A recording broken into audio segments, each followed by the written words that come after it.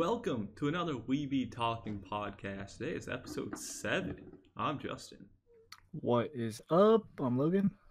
And our podcast is all about anime, video games, TV, all that good stuff. In case you're new here. So, yeah, we'll just go ahead and jump into anime here. So, a lot of announcements again, because that's usually just anime. That's anime in a nutshell. Release dates and anime announcements. Yeah, it's it. That's normally what's happening throughout the week. So, let's see. There's a light novel called Mao-sama Retry is getting a TV anime. I don't know why I said TV. It's getting an anime. That's coming in 2019. Nothing specific there. More than that, I guess it translates to Demon King Retry. Just simple this time with that one. Right. It's not a, I was waiting for like 4 more words after that to reach the true title potential. That is, most of them are that way. Some are not.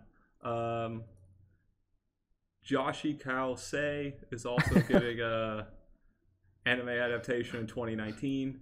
No further details. They don't even have like cast or staff or anything revealed. But so these are just your standard, early announcements to let people know if you've read.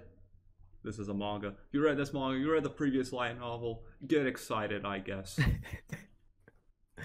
Yay! Or if you're looking for something new to watch, because most people, I don't know, it's probably as most don't read light novels or manga. Say most, yeah.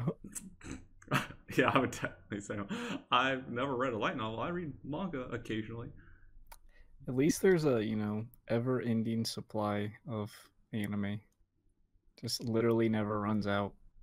That is... They pump them out faster than you can even watch them. Yeah, that is true.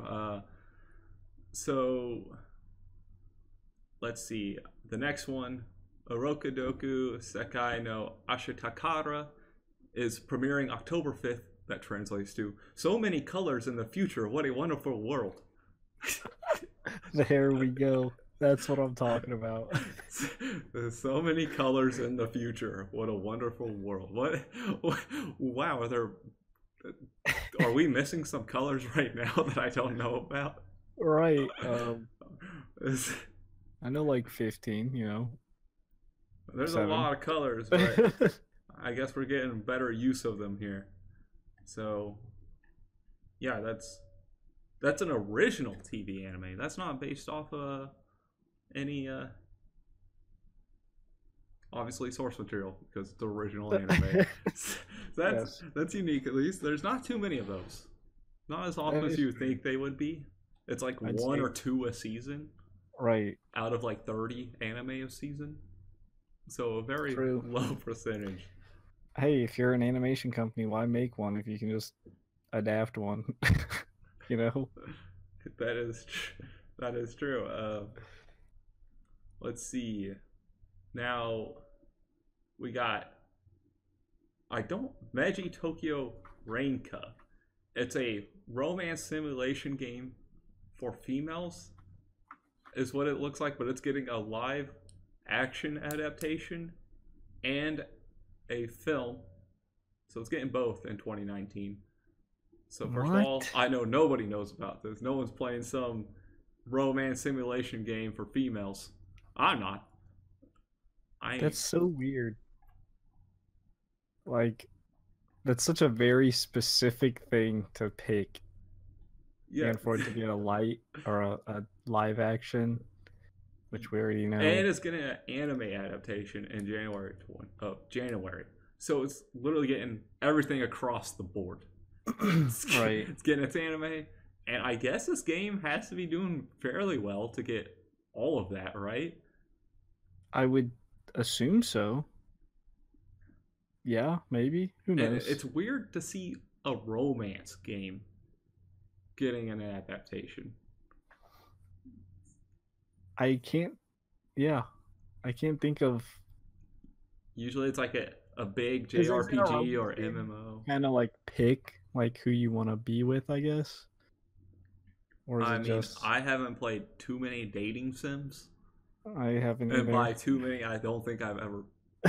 I've seen them, I've looked at them, but I've never actually truly played one. But yeah, you just go around building up your relationships until you can bang one or something. I don't know.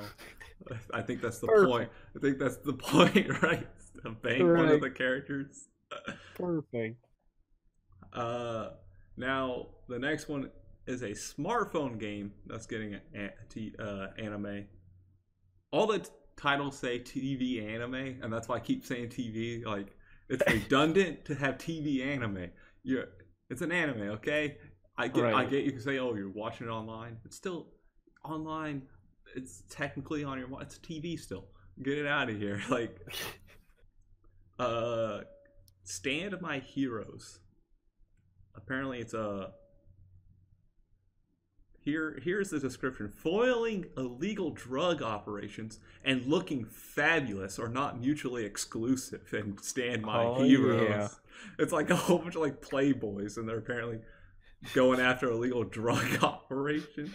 Fight crime while looking It's a good. puzzle game. So the smartphone is a puzzle game. So I guess it must have a decent story in there for it to get an Maybe. anime. Well, then again, I guess Professor Layton got an anime, and that's a straight up like puzzle riddle game that's really hard at times. But Right. so yeah, I guess why not have playboys taking down drug operations? So I don't even know. The people who like pick what anime they want to do just baffle me. It's like, are you guys bored and you just pick this? Is it popular? I guess I'm assuming it's popular if they're making an anime, right? I don't know. I feel like because of how like pay is done over there, it's like really awful that they just like let's just do this huge spider web net or we'll just cast this net out, whatever we grab out there, bring it in. That's what we're adapting. Right. They just kind of, I don't know. They just Whatever. put a list, right? And then they use a random generator, and whatever it picks in this list is what they adapt. I mean, that's what it sounds like, considering there's like 100 different anime per season, which is insane. But whatever, you do you, Japan. So yeah, let's move on to the next title. Sesshoon Buta Yaru is a light novel series which is getting an anime in October, but it's also getting a film adaptation for sometime in 2019. Here we go. The film title, Sesshoon Buta Yaru wa Yamamiru Shoujo no Yume o Manai, translate to The Teenage Pig Rascal Doesn't Dream of a Dreaming Girl. Dude. The Teenage Pig Rascal doesn't dream of a dreaming girl. What?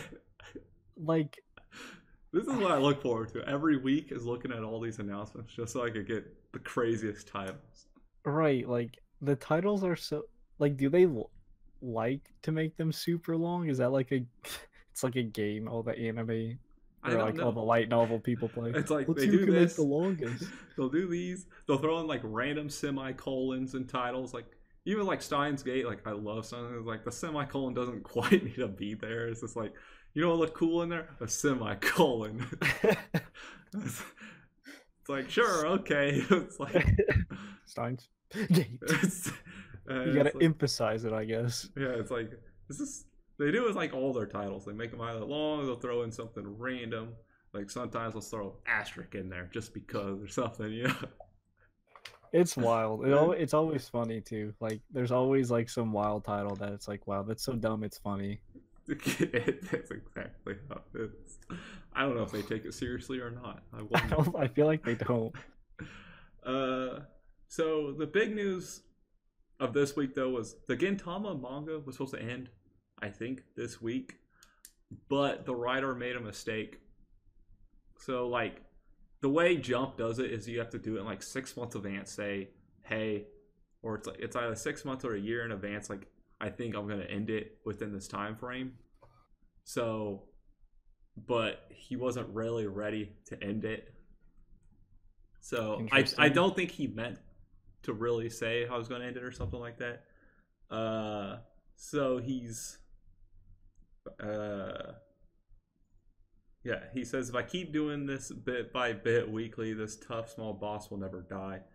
So he's gonna do like I think bigger things, and like their Jump has another thing called Jump Giga, where he's just gonna do a bigger story to wrap it up in that instead of week to week. Okay. Interesting, I suppose.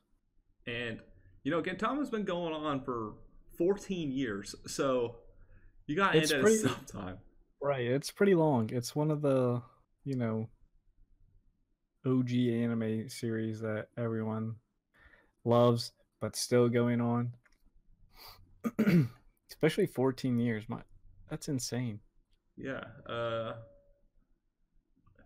be honest, he might keep going. You never know. Okay, he's just gonna be publishing a different magazine now. It's like I thought I could be ready, but I'm not ready. I'm making money. Gotta keep going. Right. It's like that paycheck though. Yeah, which sometimes that hurts a lot. Like some things you just gotta let them in before you mess up and have Right. There's been lots of shows or manga that have fallen under that trap. Yeah, I feel like Naruto was definitely one of those. Especially anime. Yes. They're like, oh man, this money, and they dragged out the ending so long they actually hurt I them. heard Bleach kind of fell for that or did the same thing. Bleach. It's just It's usually big popular ones because, when they get so popular, you don't ever want to stop. You want it to keep going, but then you have to I'd rather me be disappointed by the fact it's going to end than me be disappointed at the ending. Like yeah, exactly. It's like this is how you end it, really? Right. And even actual TV has that too. How I Met Your Mother, the last season. Would you do that to me? It was the worst season I ever seen. Like, stop! Don't do that. Other shows they just like to go on much longer than they need to, but right. It happens. And of course, Gintama, the live action film, has now crossed the 3 billion yen mark. I feel like just last week we were talking about how to pass like 1 billion or something. This thing isn't stopping. It's going full force. It's already setting records. And that's crazy. That's what, 3 billion? That's like what, 30 million? I think it's 100 yen per dollar, roughly. Yeah. Not quite sure. I guess I could look it up. Yeah, it's about 27 million. Yeah, so and they're setting all sorts of records. Pretty good. It's like one of the problems. I mean, if you're setting records, it's probably good. Yeah, it's a live action too, so it's like they just love anything Gintama though. That is which true. We talk about every week, but still, it's. I mean, for a live action, that's actually really good though. Right. There's been live actions on other love series that didn't do nearly as well. It's a movie, right? Yeah. Because I saw the Hero Academy movie did pretty well. I was gonna say pretty well as well, but it did pretty good as well, which I think it raked in so far 1.5 billion yen. I mean, that's obviously not as much as Gintama, but I'd say that's quite successful. Animated, so right. I'd say that's quite successful for your first animated movie. For our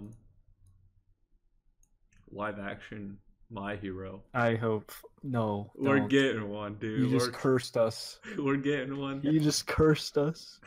You did it. You cursed us. It's gonna be just spectacular. If that gets announced, All Might will be The Rock.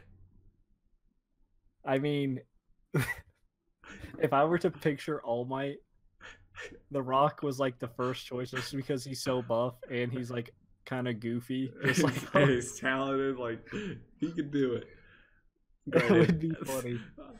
That would mean it would have to be a dubbed live action, but but hey, we're getting it. I hope not. Don't curse us with that. We're totally getting it, and I'm gonna love it. Anyway, that's essentially it in all the anime news.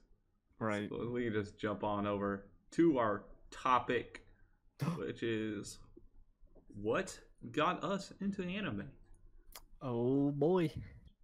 Now, Oh, you. I had an older sibling, not older siblings, an older sibling and a younger one. So obviously my older brother was the one that probably got me into it because he was in that. I want to say I got into it probably late elementary, early middle school, somewhere in there. Probably elementary, I guarantee. So my older brother's like 6 years ahead of me. So he was obviously in the age group where anime was more of a big thing to them. And that's how I got it. It was him just bringing stuff back. He had a friend who would, VHS days, would record whatever he was watching onto a VHS tape. That's how we got our Inuyasha, because we didn't have cable. My so goodness. His friend would download Inuyasha, give us the VHS, and that's how we would watch the episodes every week. That is pretty old school. I don't even plug in the VHS. And that was also the days like what Livewire or whatever that torrenting site was called. He was like Livewire or something. Oh, LimeWire? Yeah, LimeWire, that's what it was. So we downloaded Naruto. So when Naruto was first airing in Japan, so we started watching Naruto way before anybody we knew basically was. Right. Just because it didn't come to the US for like another 5 years or something. It's like Dragon Ball took like 15 years to get to us or something like that. So we were always watching. Sometimes he would just go out and buy random anime from like the stores and stuff, and we'd come back and just watch them. They ended up being good. Like bought like Cowboy Bebop, Trigun, so it ended up being good calls with those. So I mean, young. Mine's definitely different from yours. I just remember staying up late at night. This was back when Adult Swim would air anime. It'd air like I had satellite for like a year. I remember those nights. Right. Like Yu Yu Hakusho, Inuyasha, some other ones. I just remember staying up watching them. It was never... I never got to finish them, because I watched like the Big O, and then, which, very mediocre anime. But the point is, I loved it when I was a kid, and I'd get like an episode, and then the next time I'd watch it would be like when I was on vacation at a hotel and they had it, and I was like, oh yeah, I can get another episode now. Right. I could never like follow the whole thing from start to finish because it was just whenever I could watch it. Like sometimes you just miss an episode and you have to deal with it. But then like later on in like high school, I was like, you know what? I remember those shows I watched. I'm gonna actually watch them like how they're meant to be watched. And then I watched them. I'm like, damn, these are cool. Watch another. I'm like, damn, this is really cool. And like, there's opened up the doors to anime, I guess. Yeah, because you had that break in there then from Toonami to high school or whatever. Whereas I've always been watching anime constantly. It was a pretty from big like break, elementary school. I was always watching it. Watched plenty. Sometimes rewatching stuff. Sometimes always getting hands on new stuff. There was never a time where I was like, I never had to come back to anime. I came back. A prodigal child. To watch some anime. I was always just, if I wasn't playing games, I was watching anime somehow, one way or the other. Dial-up was a struggle, but you used it to watch stuff, okay? You had to, had to make with what you had. The good old terrible internet years where it's like 128 kilobits down. And it's like, let's go. Everyone's like, what the hell's a kilobit? What? Kilobits? Oh, well, thankfully, we're at fiber now. All the anime you want. Brought to you by... This is where I'd insert a sponsor if we had one, but we don't. So brought to you by no one. Brought to you by no one. It could be you, Crunchyroll, if you're listening. Could be you, Funimation. No, not Funimation. You're dubbed. Sorry.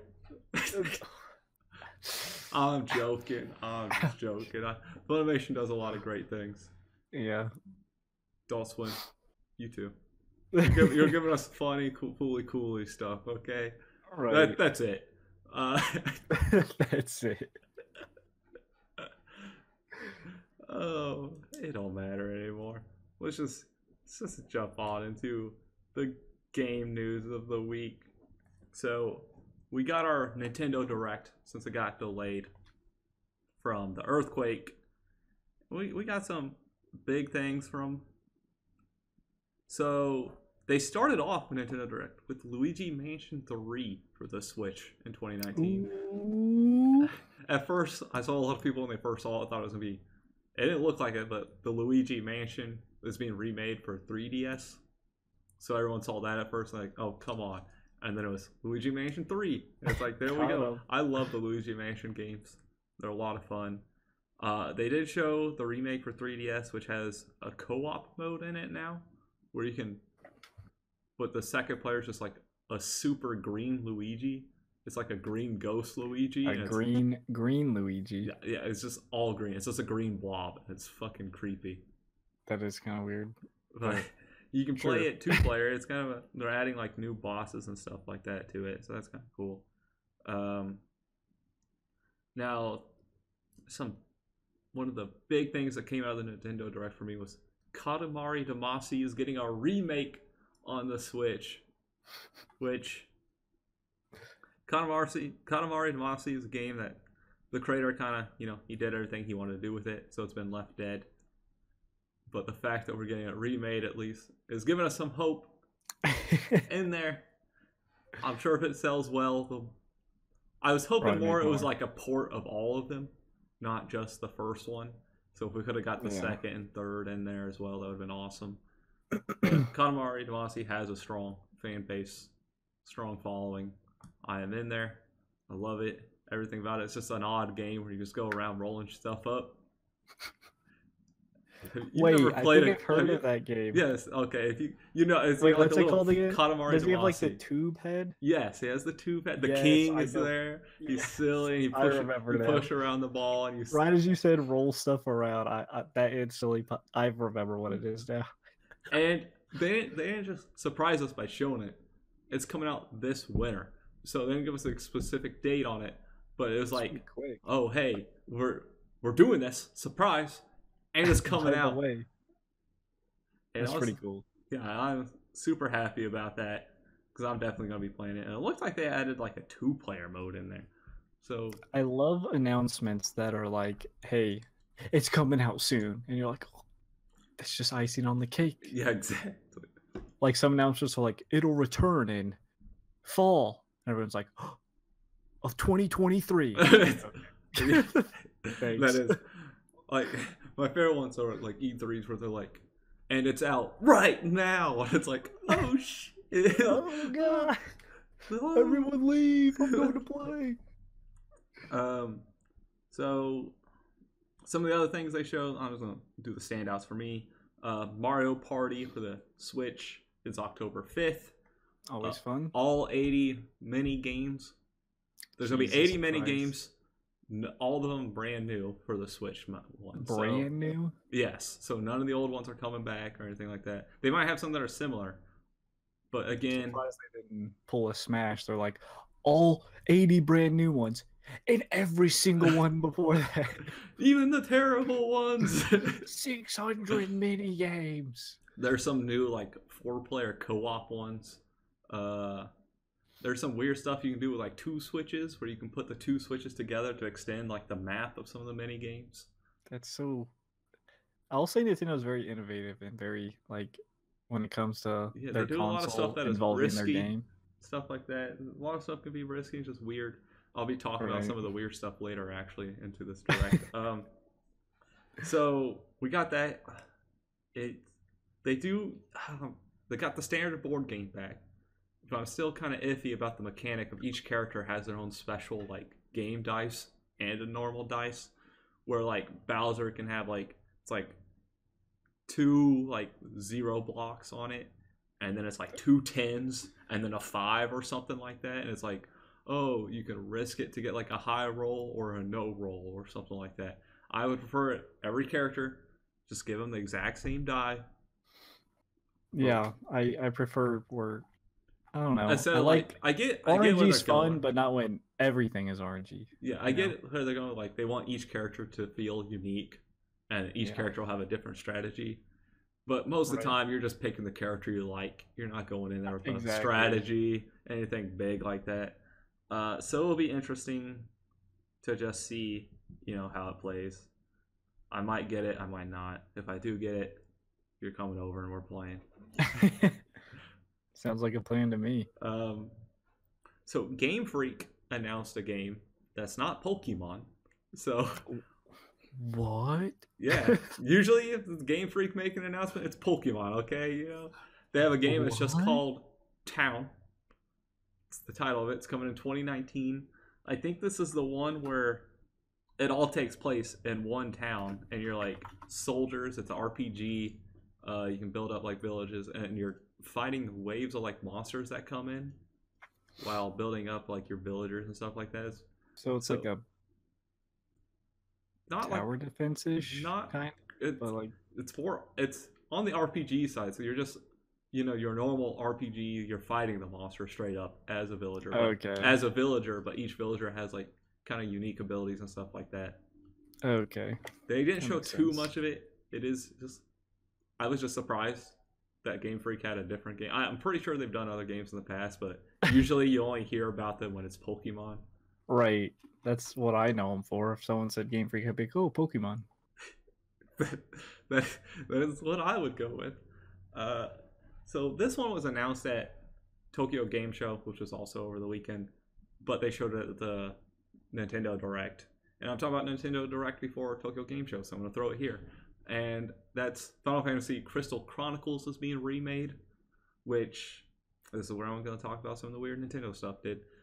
Crystal Chronicles is one of the spin-offs of Final Fantasy. If you were to ask me, like, what's my favorite Final Fantasy game, it's usually, depending on the day, it's going to rotate between, like, 3 of them. Final Fantasy Tactics Advance, Final Fantasy X, and Crystal Chronicles. Crystal Chronicles, GameCube game, came out in 2003, so it's been 15 years since we even heard of it. They had a second one on Wii that was just a mass failure, so we don't talk about that one. But it was cooperative. They'll probably appreciate you not talking about it. Yeah, exactly. So it was a cooperative Final Fantasy game you could play, but the 2 through 4 player would connect their Game Boy Advance controllers to the GameCube and play on their Game Boy Advances, which is one of the weird things Nintendo did. They could have easily played on the TV, but one player would and the others would play on their Game Boy Advances. And I don't know. It's just weird. I think it makes sense for like the menu of the game. It made a lot of sense, but that way you're not fighting through your equipped screens and stuff like that, or it's just completely crowded. Because a lot of times in a mission, you're going through your menu a lot to grab like food and stuff like that. There is going to be online for it, which I don't know if I'm going to try doing that, because how the game works is, all right, the world's like poisoned by this miasma, and you have to keep your crystal in your town charged to basically keep it from dying to this miasma. And you have to go out into these travels. You go to these places to collect the crystal fluids from it's like a crystal sap from these crystal trees they have to get. So when you're in those areas, it's like a dungeon kind of crawler kind of thing, where you have to carry around the collector with you, which brings a ring around you. You have to stay within the ring. You can't move outside of the ring, otherwise the miasma just like kills you. And one person gets to carry that around, so he's basically determining where you go. So I can just see trolls on the internet keeping you from being able to do anything. Definitely probably gonna happen. And you can play it solo. I did, I think like 6 years ago, I went back to it and I tried playing through it solo until I got to the final boss, where it just kind of kicked my ass. And it was like, okay, I basically beat the game. Good enough here. Which that one I could see, picking up randoms for, just for that. Because I'm also one of the guys that likes, if I'm in an area, I'm exploring every single inch of it. Kind of like we were in Gauntlet Legends, where we explored everything. You don't want to miss anything. And there are people that just want to, run through it. And it's like, I don't want to play with those guys exactly. Gauntlet Legends was another game we got to the final boss and said, "All right, we pretty much beat it." So I'm excited to see that coming back. Then Isabelle from Animal Crossing was announced for I saw that. Smash Bros. Ultimate, which everyone thought they were trolling the hell out of us. Trolling us. They're like, Isabelle's there talking to you, and you're like, oh my god, Animal Crossing for the Switch, finally. We're finally getting it. And it's like, Isabelle for Smash. It's like... It's like, what? It's like, what the fuck? It's like, why are you doing this to me? And then it goes to Tom Nook, and it's like, oh, I better go prepare the house, your new house. And I was like, my new house? It's like, you're not trolling me. It's like, Animal Crossing was announced for the Switch in 2019. Too bad it wasn't a specific date. Because I've been more happier if they give a specific date. Right. Like January 1st, 2019. I'd be like, yes. Now, I'm not as big into Animal Crossing. A lot of other people are. You know, there's people like, they're still playing Animal Crossing 20 years later from the original GameCube release one, right? And I enjoyed the game. It's a chill game just to play. You ever play the Animal Crossings? I have not. I've seen it, I know what it is, but I've actually never played one. All right, I thought I'd ask because I know you had a GameCube, so I don't even think I've had it ever. You did have a GameCube, right? I'm not crazy. Yeah, you had Melee. What the fuck am I saying to myself? I had a like, did you? You didn't have Animal Crossing? Did you have a GameCube? No. The GameCube had like some of the best. Dude, it had a great library. Selection of games. It was a weird console, a good console. It was carrying weird. Around. The controller was weird. It was made for Smash, and that was about it. Right. It was like Honestly, it was like not a great controller. I mean, it's still an improvement over the 64 controller. Jesus Christ, worst controller of all time. Without a doubt. And they were just behind in consoles at that point. Yeah. But, you know, they did have a great library. And then, of course, they talked a little bit more about their online features. Since now, online for Nintendo is going to be a paid service. That was just going to come eventually anyway. It didn't make sense for it to stay free always. It's $20 a year. So much cheaper than anyone else by quite a bit at $20 a year. For the family pass, where you can have like 7 accounts or something, because it is going to be tied, you know, 1-to-1 like all the other consoles, but you can get a family account where it's like $35 a year. So, I mean, that's so cheap. I'm just myself, so I'm going to be paying $20 a year. That's not bad. I don't mind paying that. That's super cheap. And with it, you'll get cloud saves, but there are some downsides. Yes, you'll get cloud saves, but as soon as your service drops, those are deleted. So if you let it drop for like a day, they just instantly delete all your saves that you had on the cloud. Jesus Christ. Sony gives you 6 months to re-up your account before they do them. Xbox, they're there forever. So you don't have to worry about it. It was like, Nintendo, that's kind of embarrassing. Right. Come on, Nintendo. That's... And their voice chat still is through the app on the phone. So dumb. Like, they are so... I guarantee they still have the friend codes. Who knows? They gotta get rid of friend codes. Hopefully this gets rid of it, because you are being tied to an account now. Yeah. And there was something else, I think. Oh, you get access to... They have a lot of games on the NES library that are going to be there that you have access to, like a virtual console kind of thing. But to keep access, you have to log in to the Nintendo Switch online thing at least once a week. If you miss a week, you lose access to it.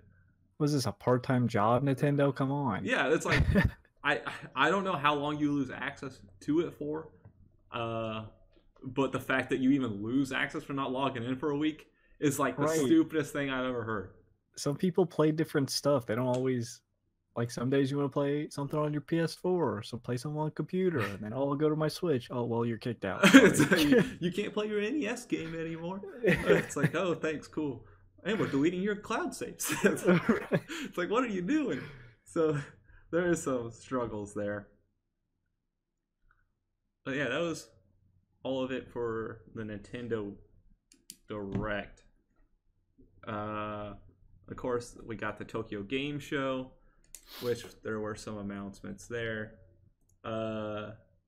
Daracine got a November release date of November 6th. It's a PSVR game from Software, who are behind Dark Souls, Bloodborne, and this game is nothing like those. So I'm definitely going to be getting it just to see, because I trust From Software. And it's a very weird looking game that it's basically like an exploration game, sort of. It's kind of neat. You're like in a boarding school. It's still home to 6 young students and their aging headmaster. That's what it says. Carefully explore, gradually uncovering clues and fragments will connect to form a larger story. So it's basically just a narrative experience, is what it seems like. Yeah. But it's VR, so I'll give it a shot, and it's From Software. So I'm trying to think of some of the other big ones that came out of Tokyo Game Show. We got Project Prelude Rune, which is from looks like the Tell series. It's from the producer of the Tell series. After he left Bandai Namco, Square Enix picked him up, so that's a big pickup they got. There's a few other things I think that were in here. They showed more of stuff we already knew about. Dead or Alive 6 got a release date there for February 15th, and some tab of mine randomly started playing music. I've had that tab open for 6 hours, and it just now started playing stuff. Dude, those are the worst. Just in general, like websites where they just randomly start. The fact that it's been 6 hours is so funny. I'm not even on that tab. It's on another tab. I haven't even got to it yet. It's like, what is this? So the other standout was Judge Eyes, which is from the Yakuza franchise people. You're basically a lawyer who's investigating a series of murders. So it looks like a better LA noir, which is good. And they'll be in Japan on December 13th. No date of when it's coming here, just in 2019, and so far is what we're at. I hate all these, because they got to do their localizations and stuff. But sometimes it ends up as like 6 months later. No, don't give it to me sooner, okay? No, I'm not waiting. Exactly. By the time it comes out, I'm not even going to care anymore. Like, Left Alive was shown. It looks interesting. It's like a military giant robot game. I don't know what's going on in it, because these are just trailers. Release date, February 28th in Japan. Nothing for US. They know how to show us things. I guess the Gungrave anime is getting a game. I'm just pointing that out because we are an anime channel too. They just showed like concept trailer things for it. I didn't care for the anime personally. I don't think I've seen the anime. I dropped it like 10 minutes in. It's pretty quick. That's how bad I thought the first episode was, okay? It's very hard to get me to drop something that quick, but it pulled it off. It's definitely not going to be on my, urgent to watch list if that's the case. I know there are people that love it. Talk with a few people, but I'm just not interested. So I'm not interested in the game, but I just wanted to mention that since I'm sure other people will be. Right. So, some interesting news, I guess. It's kind of out of the surprise. Assassin's Creed 3 is getting remastered. Wow, another remaster. And it's coming out in March. Way to choose the game that made me drop your series. That's what I was literally about to say. The game I quit the series on. Good choice. Not, any of the ones before that are I feel like some better. of them have been remastered. I'm not sure. Or at least re-released. I don't know if they've been remastered. It's like, wow. You pick 3. It's kind of boring. Very open with nothing to do in that openness. There's not much parkour going on. It's like you go through forests, you just climb trees. You're like a 12-year-old kid in a tree house. Like, I don't know. It's just like, why do we need a remaster? We have a new one coming out here in a little bit. Right. Just stick with the new series. Make it. The story is irrelevant now at this point. No one cares about Desmond Miles. He's been gone forever. Right, the story got botched. People cared about Ezio's story, like his story. Yeah, they care about trilogy. Playing as an assassin, jumping through, doing all this parkour. Killing we don't need the people. conclusion to Desmond Miles' story, which is Assassin's Creed 3 includes his story. Well, I never got that conclusion because it was boring, in my opinion. It wasn't that fun to me. There's nothing there. Let's just stick with the only fun thing in it were the boat battles, which they capitalized on and turned into Black Wake. So thank you, Assassin's Creed 3, for being a shitty Assassin's Creed. Black Flag, yeah, sorry. Whoops, wrong game. Wrong game. But thank you, Assassin's Creed 3, for being a shitty Assassin's Creed, but a very good, stepping stool for Black Flag. That's true. You did something right. So next thing, Alan Wake. I don't know if you remember that game. It came out in 360. It was like a huge cult following. You only had like a flashlight. I've heard of it, but I haven't. Actually haven't played it. I've always been meaning to play it. Never got to play it. But it's getting a TV series. Okay. So it's been in active development and is ready to shop around to TV networks next month. So that means it's got to be close to being done if they're ready to pick it up on TV network. At least the scripts and everything. Right, I'd assume so. And they actually have the original, like, the game writer and everything's on it, and he's a big part of it. And, I mean, they say Alan Wake was basically a TV series that was put into a game. So it was influenced by Twilight Zone. So in other words, they think it's going to be easier to just put into a TV show because they feel like it already was a TV show. I mean, from the description, it seems simple. It's not like some super complex game. No, you literally only had a guy with a flashlight. There was like, I think it was like a semi-horror game. It was a thriller horror game or something like that. So the flashlight was like your only way of defending yourself. Right. So obviously that screams horror to me. Right. Yeah, I guess, you always had to make sure you had battery management skills. You didn't want to always have your flashlight on. It sounds like it was a very interesting game. I just never got the chance to play it. I might watch the TV series. Now, I'm more open, as we've said, to TV series than movie adaptations. Right. TV series have more, I guess. They're safer, and I feel like they're better. They're just a better fit. Yeah, they're a much better fit for games. So, they say the story of the original game is our starting point, the seed which will grow into a bigger story we're exploring in the show. Which, I mean, the game is short. I think it's only like 4-6 hours or something like that. So that is short. Sorry. And as they said, Alan Wake 2 failed to ever materialize, so they get a TV show instead. Not good enough for another game, but good enough for a TV series. Right. But I know it had a big following, so that's just some interesting news we're getting. Now, let's get into some of the bigger, heavier pieces of the week. EA is challenging Belgium. So Belgium's basically in a lawsuit with them because of FIFA and Ultimate Packs, and they're calling it gambling. Basically, they look at loot boxes as gambling. EA saying it's not because you can't trade that for in-world money, like real-world money, which you can't on FIFA, I don't believe. I mean, you can technically, because like, let's say, just an example, let's say you pull someone super good, you sell them for like millions of coins. You could technically, through a third-party site, sell those coins. Someone would pay you, and then you'd go buy one of their shitty players for like tons of coins.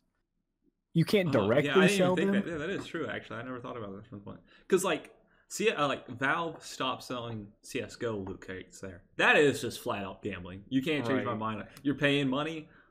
So for big payouts, like you can flat out just sell them on the Steam store. You're selling Right, it that's through what I the was gonna say. game. Steam has its own marketplace Yeah, where it like, puts them. and you can lose money on that. Like, Right, it's like an actual like stock market per se, but for CS:GO items. yeah, that just you like, and basically like the reason all these countries are coming out against is because it kind of has that addictive nature, which that's just proven facts. Actually, the studies show gambling's addictive and stuff like that. Like you have people Right. that have literal gamble addictions, and then Yes. you're getting a lot of these young kids in there, and that's why they don't want to like.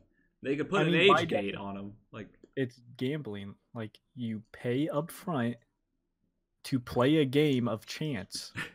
Like that's what it is. Yeah, so But it doesn't surprise my EA's like, no, but no, it's not. We're not gonna like do I that. just want to see it because like their laws aren't really well defined yet there. Right. So if EA, I feel like the way they are set up, EA will win, but they're just going to pass a law later. And my problem with like this could just be a stepping stone to where they say, okay, let's look at other types of loot boxes, right? Where like maybe at the end of a dungeon you get a chest or whatever. Could that now be Right. considered loot boxes and stuff like that? Like I they don't care too much about the mechanics of what's going on, right? Because some games, it's not. It's gambling. It's like Destiny at the end of the dungeon, WoW or whatever. right. Whatever, I would whatever. assume it's like because that's kind of like a mechanic of the game, like RNG drops. I would assume they mean like something you can pay for like right away. Yeah, that's how I That get it. So, it's because like in-game. Well, it's not like pretty much something you can purchase right away. I would assume. yeah, it's just like you can just thought about it because, and I mean, I kind of understand. I bought those CS:GO cases before, and you're waiting on the spin. It's kind of like the flop It's of. lit- It's like the flop on Texas Hold'em, right? You get the same right, or it's feeling like of a like hypeness, and then it's like a slot machine, pretty much, yeah, just with one slot. Like, and then next thing you know, you've lost $2, like $2.50 on or $2.49 on a skin that you can sell for 1 cent or something ridiculous, right, and they just want to, protect the kids. Yeah, you can say, oh, the parents should be in that. There are age gates in there that can set up things like that. Come on, we know those kids know how to get around those. right, and like You're not always just, watching your kid to make sure he's not. It's just kind of like spending money. unethical practice to try and trick people into like, oh, it's not gambling. Trust us. Also take this candy from our van. It's like you don't need to. You already make tons of money, but you're trying to get more by gambling. It's like it's just Belgium, right? I don't think they're going to be losing a whole lot from Belgium. Exactly. Probably not a giant market. Like, what's Belgium's population? Let's just check this out. Tiny, and then you have to look at how many of those even game. So 11 million. So I doubt all of them game. It was like 50,000 probably are going to buy FIFA. Not even probably 50,000 buy FIFA.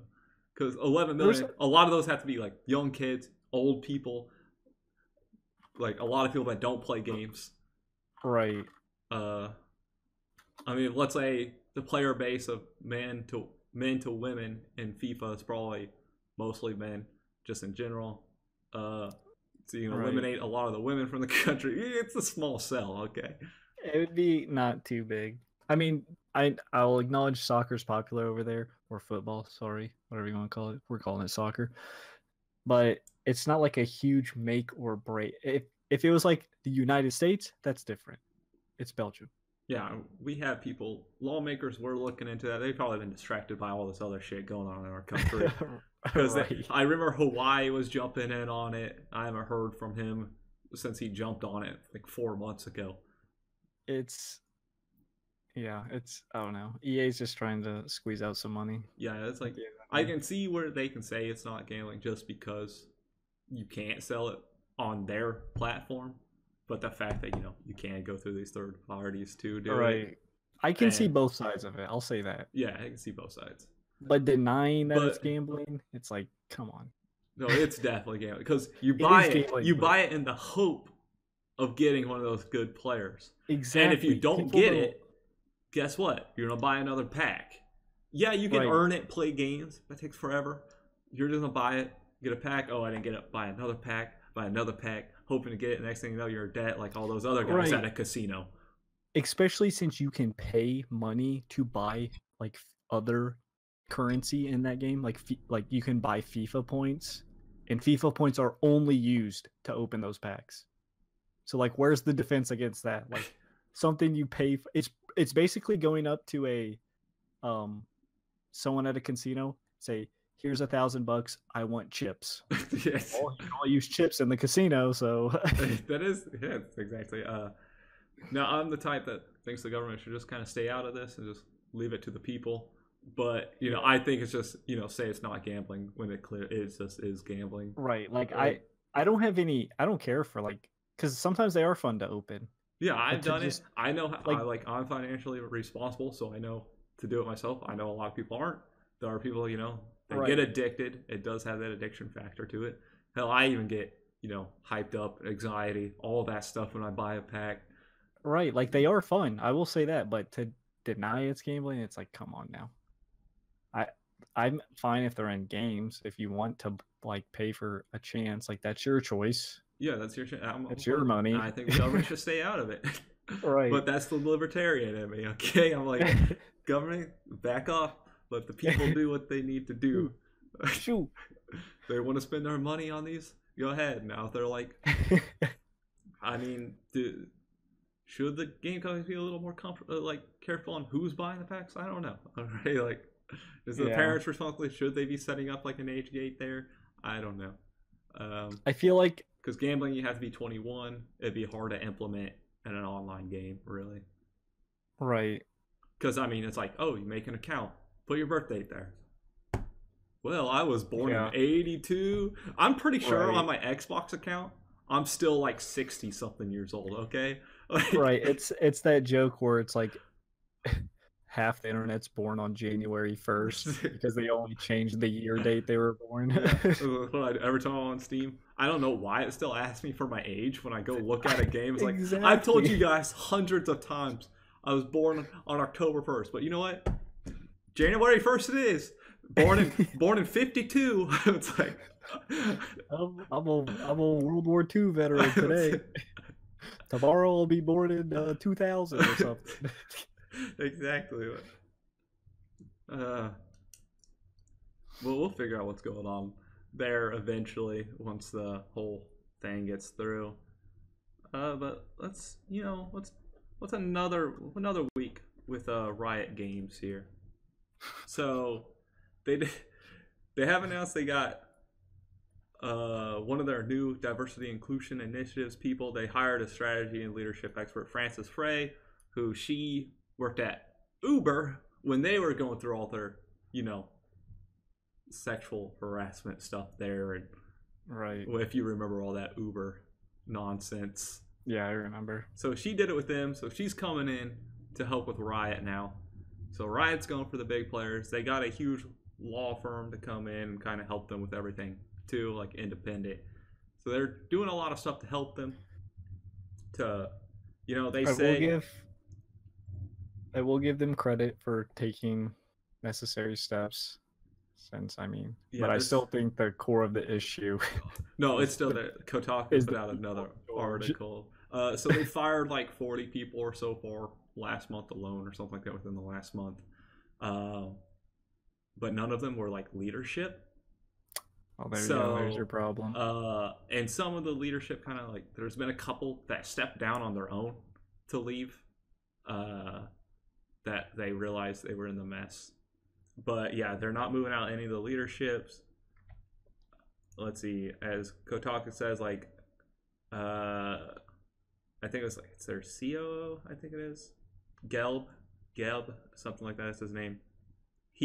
Remember when we were talking about it a few weeks ago where I was talking about the guy, they would go into the conferences and fart on people and stuff like that. So that's their COO, Geb. He's the one that does that. And he nut taps people. Jeez, he doesn't just fart. He doesn't just. Yeah, that's what I'm saying. Where are you that, and your maturity level, as like I don't know how old this guy. He's got to be older than us. To where you still think it's funny to fart on somebody's face or to nut tap them. Right, like If you at nut work. tapped me, You're at work. you're at work. If you nut tapped me, I don't care if you're my CEO or whatever. You ain't gonna If be you nut happy. tap me, I'm getting fired because I'm gonna hit you for nut tapping. Like, And it's not gonna be a nut tap back, okay? It's gonna be, Right. I'm gonna be brutally punching you down to the ground. Like, oh man, like, Jesus. how do people let that fly? Like, haha, you got me. Good nut tap. It's like, where's your maturity level? Like, are you I feel still like in middle school? Did you like have some like mental issue where like you couldn't move past that point? I'm pretty sure that was the last time I nut tapped someone. I don't think I ever nut tapped someone. I always got nut tapped. I remember it was a thing in our middle school. Yeah, it was a thing in They had middle school. They had a big conference like, "Hey, stop nut tapping," and then no one did it again. Yeah, thankfully that was the fucking worst experience That ever. was the worst like 2 weeks of middle school because nowhere was safe. Yeah, I got nut tapped so many times, and it was always the worst. I never did it back. I was like, "What the fuck is wrong with you guys?" Like, Right, it's like even are in you middle crazy? school, like I knew, hey, don't do that. Here's this guy. Hey, guess what's fun? And he's still there. Right. I just did a little research on Mr. Scott Gelb, who's he graduated college in 2000, so he's like what, almost 40 years old roughly. Okay, man. What I don't know what happened in your life to where you still think that's okay. Right. You know, the other part is okay. That article when I said about the guy farting on people in conferences was like anonymous at that point. They didn't call anyone out on who that was. Apparently, some of the one Riot employee asked 20 different people. All 20 gave different names of who it could have been. Jesus. That means you have These a are- problem. It was already called out with someone in the leadership role, like running conferences. That means they have a lot of people in these leadership roles who are going around doing this immature stuff. It's like, Right, like that's your issue, right? You could hire literally every, behavioral expert in the world, but if the top people in the leadership roles are still toxic people, then yeah, because like some of it was talking about like a lot of the lower people, they come here, they want to still work there. It's their job. They got to make a livelihood. They see their bosses are doing it, and then all of a sudden, it's a learned behavior. Where like if you don't want to get fired and stuff, because they want you to fit into their culture, right. you're forced into doing stuff you probably don't want to do. I mean, I don't know what that says about them too. I'd be like, all right, I'm out of this company. You guys are garbage. For real. I would have posted an article like day one. I'm like, okay, I thought I would be happy to work at Riot. And guess what? I am not. I'm gonna go work for Blizzard now. It's like first meeting, get nut tapped. What the fuck is happening? Like how do you think that goes? Like I don't even know how I'd react. I'd be like, what did I walk into? Did like the Matrix glitch? Why? I would probably actually like try and convince myself that what just happened didn't happen. I'd be like, are you really? Maybe they're really two good friends or something. I don't know. Not to have someone else is like, okay, now we're getting suspicious. It's here. like a line before you enter the conference room. He's just like back to back. It's like, what is going on here? It's like women turn around, gotta smack your ass. It's like what? It's like what? Oh man. I wouldn't be surprised if that was an actual quote that he said.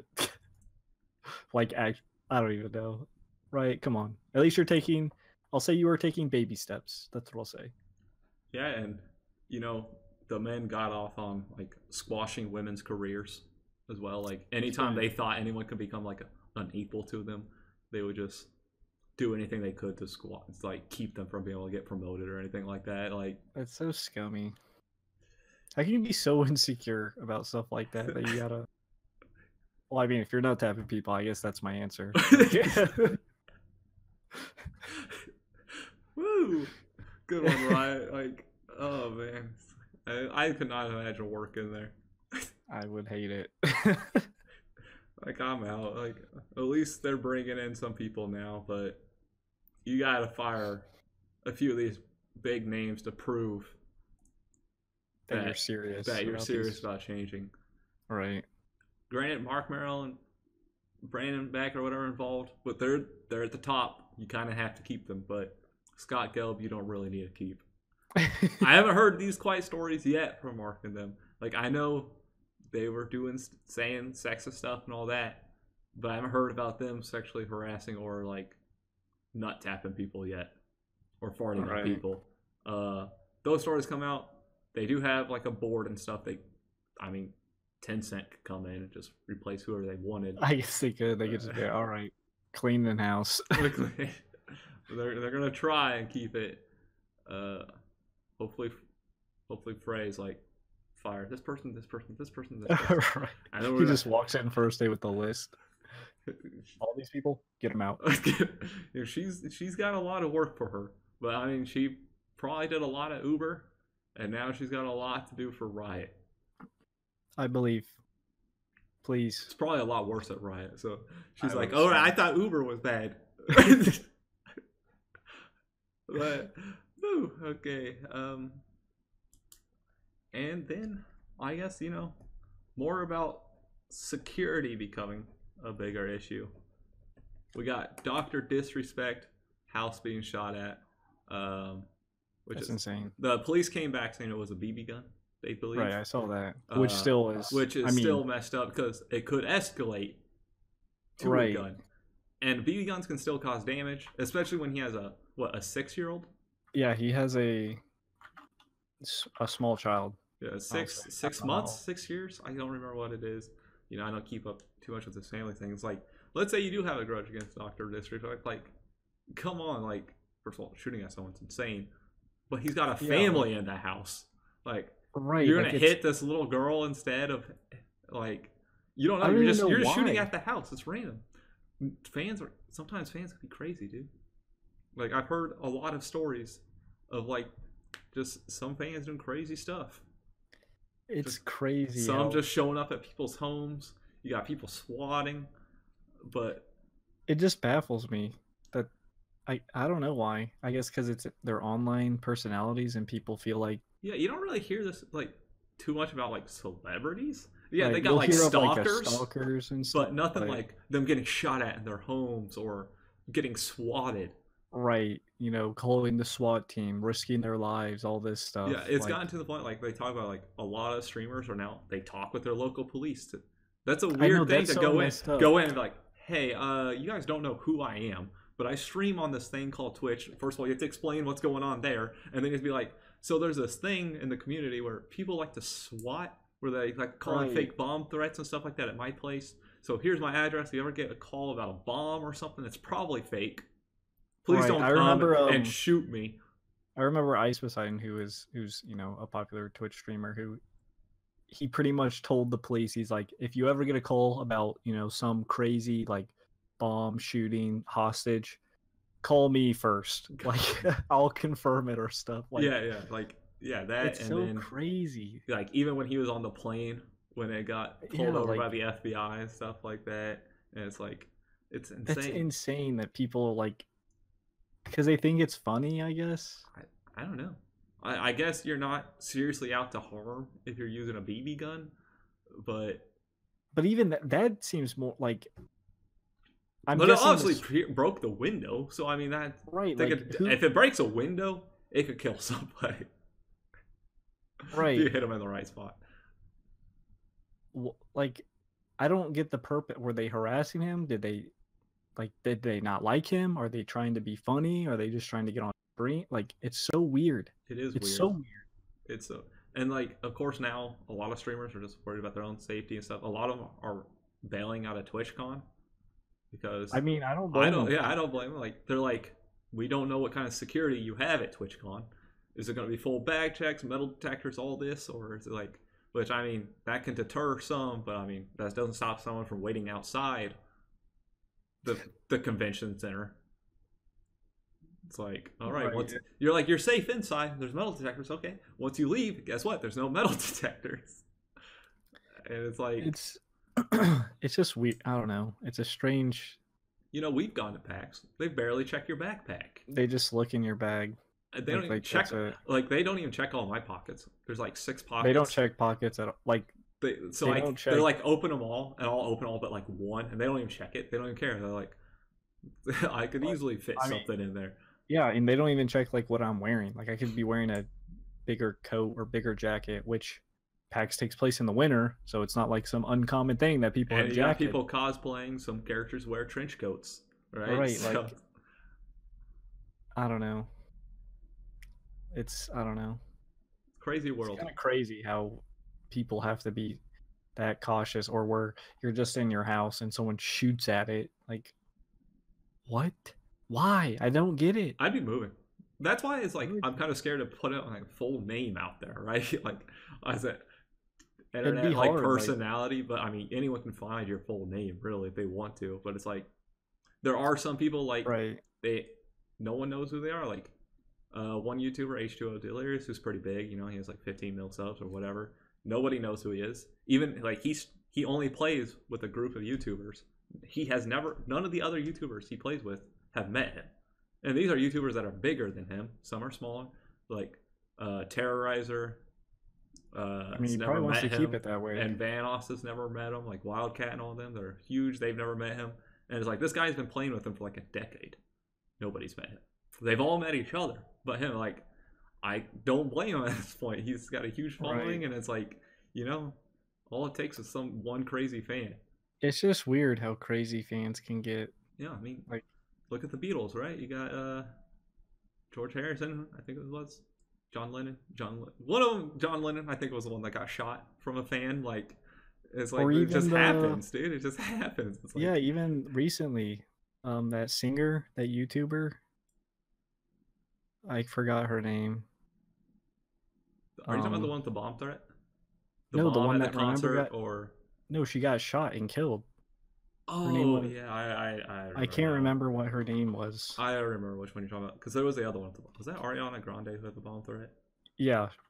Well, I think an actual bomb went off at her concert, which is just like it's so crazy. Like, oh, Christina Grimmie was her name.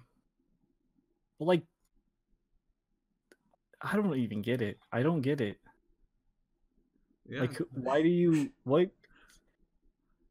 Like, obviously these are more extreme than getting shot at with a BB gun, but still, like, it's Yeah. just the thought. Like, I'm gonna you're go always do this. worrying about like once one thing happens, you always have to worry about it because you're like, oh okay, you know, I'm also like even if you're not DrDisrespect, you're someone else who has a similar size of a following who hasn't had that thing happen to you. Now you have to worry about, oh, this could happen to me now.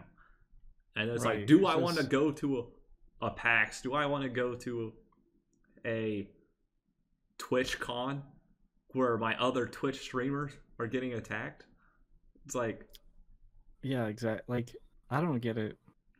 The whole Twitch culture kind of is, I guess, I know this word's used a lot, but toxic in general. Well, I mean, not everyone, obviously. yeah, but no, like, some people there have are great communities, but then there's some communities that are just, right. whoa. It's very easy for like toxic people to like form up into like things during Twitch, you know? Yeah, Expect like because like there's streamers that are kind of toxic, but even streamers that like play characters that are like toxic or whatever, sometimes people take it seriously. Like it's just it's I just don't know. it's just a character. Like that, Right. most of the time, It's you're those- not seeing the real them. They're just Right, and acting it's up kind of like 'cause- those fans that attack actors for like playing a villain, you know, like the person who plays like Ramsay from Game of Thrones, his actor. People are like, "Oh, you're trash, you're shit." It's like, dude, he plays a villain. He's not an actual trashy like he just acts. That's why it's called acting. Yeah, And like even like some I said, Twitch there's personalities a act lot of like I guess mental issues that are just never addressed because nobody wants to talk about them or put money into it or whatever, and it's always some other excuse. We gotta ignore this whole mental issue problems that are happening like crazy, Right. and it's just getting worse, and nobody really addresses it. But life is crazy. Just pray it doesn't happen to Just you. everyone respect everyone. Come on. Just don't. Please don't happen to me. It's like, Right. That's literally that's all you can insane. do with. That's all you I like can that's do. insane that that's like a thought that actually is like your only thing to do. Yeah. All right. Let's get into something a little more not so heavy. Some lighthearted stuff. Let's jump into the topic. So, recently, I mean, you've heard the noise from my roommate. I've been having to sleep with music to drown out some other music and loud sounds. And I've been listening to game soundtracks lately. Just that's what I've been using to fall asleep to. Sometimes it's anime, but lately it's been game soundtracks. So I thought, hey, why not talk about some of our favorite game soundtracks? Which, all right. Honestly, I don't think I could pick a specific one for the series, but I'm just going to choose the series as a whole for like some of mine, like Final Fantasy. I think has some of the best soundtracks. Period. Welcome to Xanarkand, I think is called the song from Final Fantasy X. It's the Xanarkand one. That's actually very beautiful. They always do the, orchestral like scores. So they always go all out, like a full professional orchestra of 26 different instruments and stuff like that. And it's like very professional. So I think, of course, the Persona or Shin Megami Tensei in general, even the Persona stuff, all have fantastic soundtracks. Those are my top two I go to. Obviously, I know which one you're going to go to because I agree. What, like, are you expecting me to say Halo 3? Or Yeah, dude. What was Martin O'Donnell is his name or something like that? Halo 3 does have obviously just all Halo. He's done all the Halo. Yeah, he did all of them sorry. up to 4. I think he quit after 4. Did he quit on 4? I can't remember. But the Halo soundtrack was always super, I guess. It was just great. No, yeah. It was always good at transitioning from action packed to your calm lulls from scene to scene. Just when you first see the Halo, where it's like, it's like, there we go. It was great. And it's probably some of the most iconic music. Probably, I would say. Even the Legend of Zelda series has a lot of good music as well. Definitely. Ocarina of Time is always talked about how. Right. They also have those unique ones that a lot of. I mean, if you play games, you'll recognize them. Yeah. So there's sound bits. But of course, I can think of that are kind of iconic because even if you're looking at Legend of Zelda, I've listened. It's not really a soundtrack you listen to. I've listened to the soundtrack of Legend of Zelda. It's short, 13 seconds on one, 20 seconds on another, because they didn't, have true full versions of each song. Obviously, not really a soundtrack, but the winning theme from Final Fantasy VII is probably one of the most iconic winning themes out there. Yeah, there are a lot of it's used in a lot of series in general, on YouTube and stuff. When people are making videos, they always use that Final Fantasy VII victory. There are a lot of noises in gaming that are recognizable, like the Metal Gear, the exclamation part where you get spotted. I don't even play the games, but I know what it sounds like. Yeah, it's I don't play the game, I know what it's from. Right. I do like how there's it's this is very distinct. I know what that's from. I know what it is.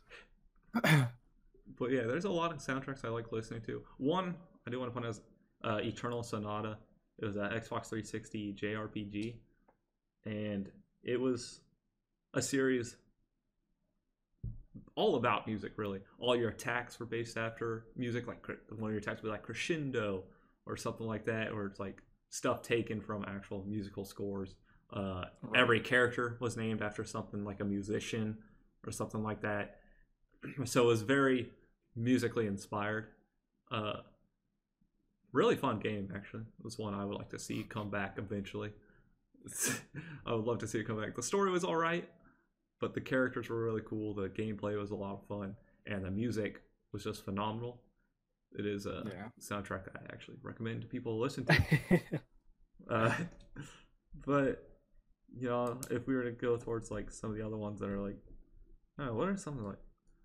I think Halo, Final Fantasy are probably the top two iconic ones. Maybe Legend of Zelda. But Yeah. there's a great old Nintendo I'll say 64 actually had a lot of great I'll say like soundtracks. the Mario series has like very distinctive things people would recognize.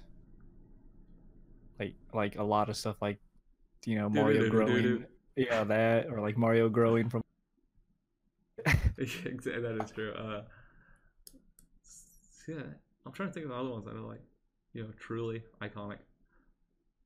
because like I mean like obviously most games have a soundtrack just to kind of set Yeah, the I mood, feel like which is I listened to some people talk about it today. Where like games nowadays, it feels like it's there just to fill that void, really.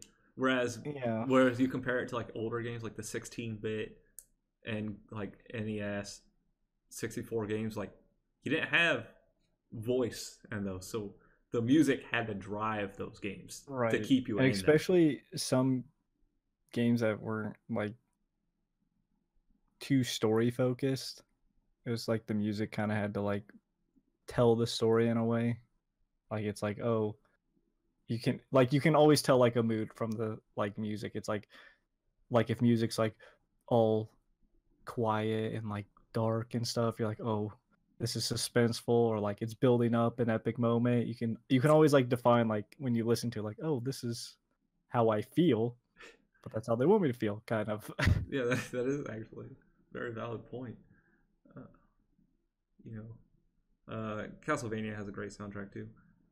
So, I'm just naming some. But besides Halo, is there any other ones that you like truly Not that I loved can or? think of. Halo's probably the main one, I'd say, but nothing else I can like that comes to the top of my head right away. Yeah, I mean, you can go with the cheating like Melee, where it encompasses like all these other different All soundtracks. right, yeah. And it's like, yes, that's a whole bunch of soundtracks in one. Right. Which we're getting with Ultimate, where they're like bragging about how you can actually use your Switch as like, if the Ultimate's in it, you can just listen to the soundtrack while the Switch Yeah. is like screens off, and it's like, okay, exactly what people want. Actually, I love buying games that come with the soundtracks, which a lot of collector's editions do. They come with the soundtracks, Right. and it's always good just to have that, because I do love video game music. I actually tend to listen to video game music more than I do anime music. Like if I were just to listen to I'm one. the opposite, I'd say. Yeah. Well, I feel like it's because like when it comes to gaming, you're more a little specific to your games. You're not playing around like JRPGs, where you're getting a whole bunch of these orchestral like scores and stuff like that. Right. Um, yeah, that's where I'm going with Yeah. that. That's basically it. That's it. That is essentially it with you. Um, but I think that does it for this week's episode. Woo. Woo. Woo. We're so excited. Is everyone else excited to be here? Woo. I mean, if they're this far, I'd say so. Oh man, that is incorrect. One little quick note from TV and stuff. Henry Cavill, I think that's his name. Yes. He's not being Superman anymore. I saw that. He's quitting Superman. That's, I don't know, maybe just He's Geralt now from Witcher. Okay, he's moving on. did he say why? Is that like a primary factor? Or... No, I don't think he said why. I think he just. I feel like DC just loses at everything now, Well, movie yeah. wise. I think that's why he's like, oh man, screw the DC movie. Because like these movies I've been in have sucked. right, like all Marvel characters, like all their heroes, super love the role, dedicated to the role. Like obviously Marvel does well, and he's just like, yeah, I'm Superman, but fuck it, I'm from Rivia now. He's like, yeah, I'm done, moving on. And now they're trying to scramble to get their next Superman, which right. I saw that Michael B. Jordan. That's what I was about to say. I saw that Michael B. Jordan might be chosen, which I'm sure everyone will agree with that. I'm sure there will be no, I'm sure people will not complain about that choice at all. I feel like no matter who they choose, people are going to complain. Yeah, that's just how it's going to be. Um, I've seen some people like say like as an actor he doesn't really fit Superman just because like if you look at all the other roles he's done, he hasn't done like the stoic like heroic kind of type. He's always Right. someone that likes creativity and being able to do what he wants with the role. Whereas Superman, kind of really a plain dude who's not really that Superman's creative. probably my least favorite superhero, if we're being honest. He is my least favorite.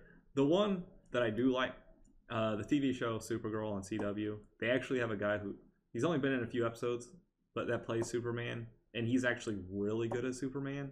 I would like to see him go to the movies. I think that'd be cool. But I probably won't. He's probably been my favorite Superman, but I don't like Superman, so I don't care Same. who they pick. Right. They could pick Oprah for all I care. When it comes to like DC, there's not too much I care about the DC world really at all. I like Batman. Yeah, Batman's cool. Aquaman's lame. Wonder Woman's pretty cool. Know. Wonder Woman's pretty good. They did good with her actually. Right. Her movie was just a copy of Captain America, but it was good nonetheless. Other than that, though, there's no one really. The Flash is cool. I don't know what it is about DC.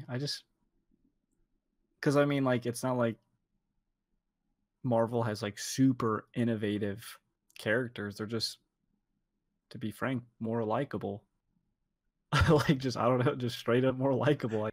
They're a lot more interesting. They also got, they got the full X-Men gang over there. They got all the DC's. Maybe it's because like their backstories are super interesting. Because DC's kind of feel like it's like, oh, Superman's what, like an alien from this planet. Wonder Woman's from Krypton. Right. Wonder Woman's what, also like an alien. No, she's from. Or she's an Amazon. She's an Amazonian. Yeah. Woman. They have a hidden island on Earth, so they are. Right. They're just technologically advanced, kind of. I don't know. I don't know what it is. Oh well. I mean, not to say DC's I mean, you can bad. say it's like, yeah, like Batman. He's just kind of a rich guy with a dark history, but then again, we've seen his past 50,000 times because they have to show it every movie. Like we don't know by now his parents were killed in front of him. Maybe that's why, like, because like Marvel, I can't think Marvel never really like besides like the Hulk. I feel like the Hulk has been made like a bunch of different times, and I guess Spider-Man, but like all the other ones feel like has the Hulk because the Hulk started with the. I thought there was like some older Hulk ones. Maybe I'm thinking of something else. Maybe I know there's definitely some because the Hulk started like first, I think, because Iron Man was after because Iron Man was at the end of the Hulk movie, and then we got Iron Man or something like that. Yeah, but Marvel planned it from the beginning. Like they're like, we're gonna do as soon as we do a movie. Guess what? We're gonna bring in all these characters and have them together, and then they're gonna come into the Avengers. Because, well, they had the comic book series to go off, so, like, what made the comics work? Oh, by giving them all their individual stories and then bringing them together. DC's like, Marvel's ahead of us. We need to catch up. We don't have time to spend with all these other characters. We've already done all their other movies, so let's just take bits and pieces of them, throw them in this. Each get, like, 2 of them get one movie. No. Superman gets one movie. Then we get Batman vs. Superman. Then we get Justice League. Right. And then we get Wonder Woman movie. It might be the other way. Wonder Woman, then Justice League. We'll give them benefit of the doubt first. Yeah. But like the rest of them, just because you put them in the movie, like for a quick second, because I remember in Batman vs. Superman, the Flash was in it for like 20 seconds total. Man, what an awful movie.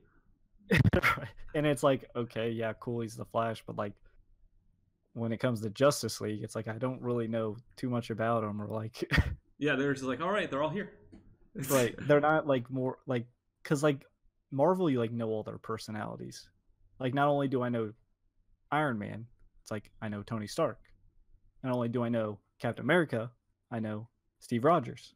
You know, it's like it's more than just them making an appearance as their hero, I guess you could say. Yeah. But whatever. Exactly this turned into Marvel versus Marvel versus DC. I'm more familiar with Marvel overall. I just find the characters a little more interesting, but I mean, I do like the DC shows on the CW. I think they're doing a really good job there, except for the Arrow. The Arrow's all over the place. It has its ups and it has its downs. It's like massive downs with slide ups. I'm still chugging along because you have to, because they connect it with their other good ones like The Flash, Legends of Tomorrow. So those are the characters I could see them pull into a movie where I could have a chance of liking the movie. But they're doing it in the TV series, and it's much better because the movies suck. Even we're gonna get an Aquaman movie at some point. Who fucking cares? I don't care. Yeah, they got this actor who played 2 episodes in Game of Thrones to be it, and everyone's like all into it. And it's like, yeah, but Aquaman still sucks. He's boring. Human fish. He's just a boring hero. That's what that. In case those submarines come, Aquaman, you go get them. Jesus Christ. Oh well. There are some DC characters I love though, but irrelevant. Now that actually does it for the podcast. Yeah, now after that little, DC versus Marvel that stemmed from Superman quitting. But yeah. Spiel time. As always, guys, thank you for joining us for We Be Talking. Be sure to hit that like, subscribe, notification bell to be notified every time we upload. Comment, let us know, any feedback, suggestions, what you want to discuss, anything like that. If you don't want to do it in the YouTube comments, you can always hit us up on Twitter. You have a few options there at Couch Talk YT or at LS Butler 32, which is Logan, and at that's me. At Lord Ziltoid, which is me. All those are obviously in the description below. You can email us at couchtalkyt@gmail.com. And yeah, those are the ways to reach us. So thank you for joining us, and until next week, peace out. See you next week. See ya.